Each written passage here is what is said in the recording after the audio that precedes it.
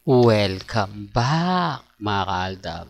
Ito na naman po ang inyong lingkod, si Mr. Destiny, at magbibigay po tayo ng pinakamainit na update po ngayon sa social media. Medyo pumapabor po sa atin ang sitwasyon mga kaaldab. Sabi ko nga po sa inyo, mas marami pa rin po ang sumisimpatya at naniniwala po sa Aldab. Di po ba? Kahit po ang kabilang network o kapatid TV5 hindi po binigyan ng magandang update ang post ng ABS-CBN o hindi po sila sumang-ayon na magkasama nga po si Congressman Arjo at si Maine Paul Quezon. Sa isang post ng TV5 ay ang iba po ang pinost po nila. Si Marco Gallo at si Heaven Paralejo ang pinost po nila na nanonood nga po raw ng concert sa Coldplay sa Philippines Arena sa Bulacan. Bakit ka po kaya may mga bagay-bagay na talagang hindi rin po tumutugma sa mga ina-update nila, hindi rin po tumutugma sa mga pinopost nila? Ebidensya at resibo mga kaaldab, nakampante lang po tayo, maging matatag, di po ba? Ako masayang masaya po ako, lalo na po ito yung mga nababalitaan ko. Ito yung mga napapanood ko, di po ba? Marami kasi mga bali-balita na mapapaisip ka rin. Marami mga update na talagang masasabi mo na, oh tama ka Mr. Destiny, kasi sa totoo lang kung titignan mo at susuriin, si Maine Paul Quezon talaga ang totoong kasama ni Alden Richards. Hindi lang maipost ni Mengay.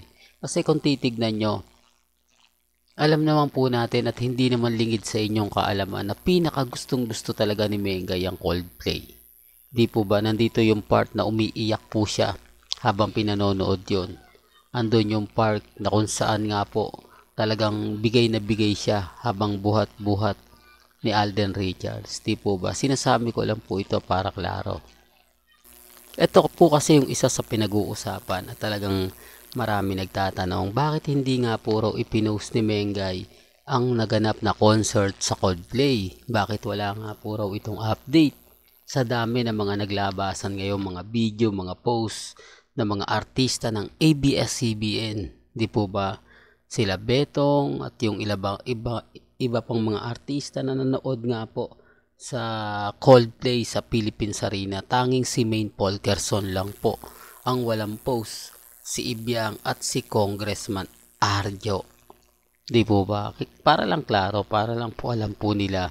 Marami kasi nagsasabi na may post, wag po kayong maniniwala doon. Hindi po sa atin makakaligtas yung mga bagay-bagay na ganyan. Huba, kahit sabihin yung exclusive daw yung mga video, photos, makukuha at makukuha ko pa rin po yan. Habi ko nga po sa inyo, nasa loob din ako ng Armain, nasa loob din ako ng Alden Fanatics, kaya imposible po yung mga sinasabi nila. Imposible po na hindi ko po makita. Di po ba yung mga bagay-bagay na gusto nyo pong malaman, mga bagay-bagay na sa kanila nyo rin po mapapanood at mapapakinggan. Kaya nga po ako kampante lang Kaya nga po ako matatag, lalo na nga po sa mga bagay-bagay nga po na kumbaga mapapaisip ka. Di po ba? Pero gaya ni sinabi ko, wala pong pilitan.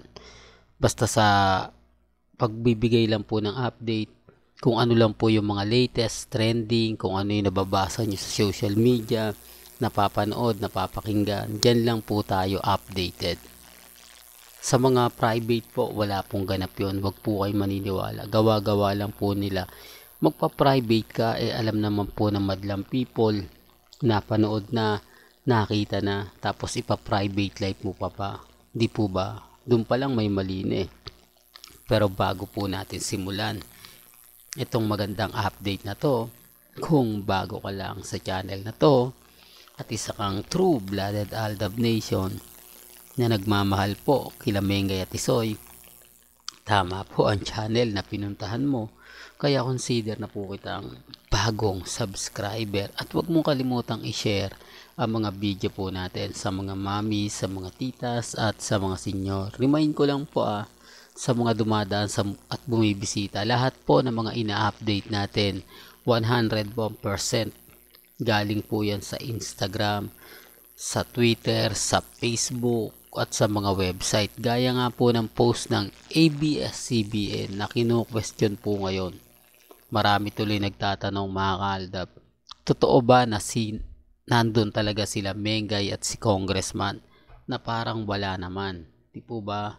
Tapos may mga nag-post pa po mga kaaldab na hindi daw nanood si Mengay ng concert ng Coldplay. Hati ang opinion ng mga iba, di po ba? Sino po yung may kasalanan? Sino po yung nagsasabi ng totoo?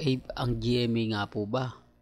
Di po, ano ba yan? Ang ABS-CBN po ba?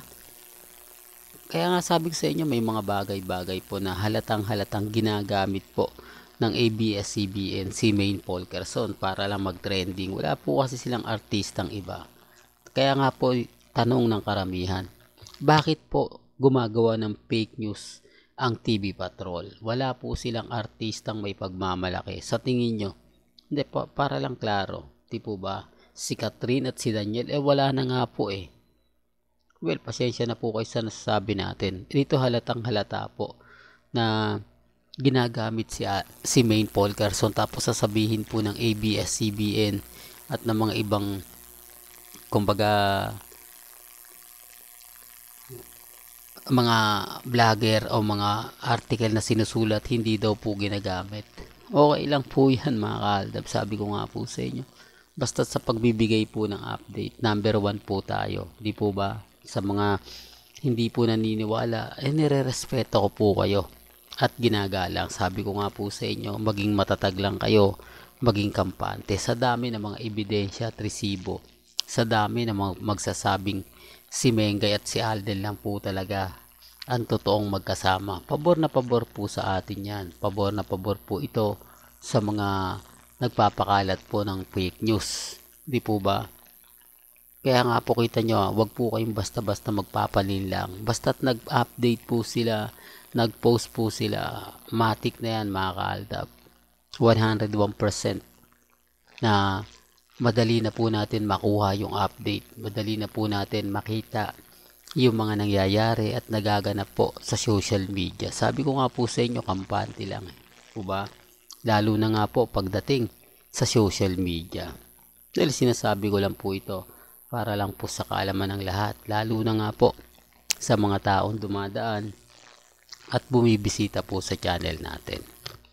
Well, hanggang dito na lang po ang ating latest updates. Kaya kung gusto nyo pa po ng pinaka-latest at sariwang update, abay tumutok lang po kayo sa channel ni Mr. Destiny para updated po kayo sa mga latest at sa mga bagong video po na ilalabas po natin maya-maya lang.